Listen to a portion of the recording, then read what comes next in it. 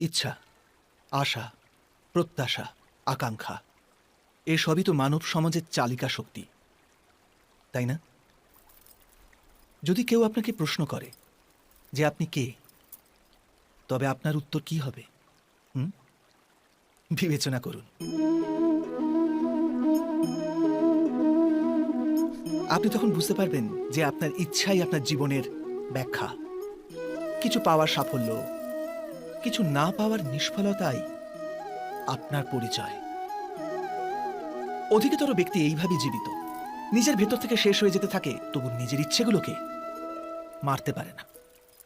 ইচ্ছা তাকে এমনভাবে ছোটাতে থাকে যেমন মৃগের নেশায় শিকারী।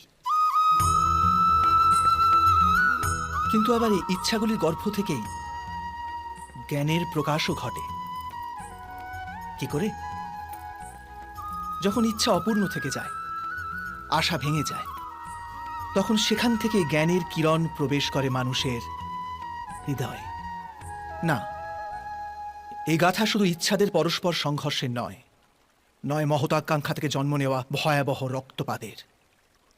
এই গাথা হল ইচ্ছার গর্ভ থেকে উৎসারিত হওয়া জ্ঞানের।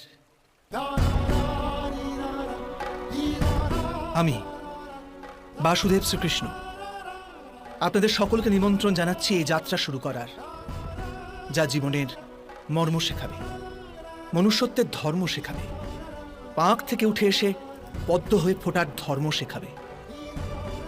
আর এই যাত্রার নাম হল মহাভারত।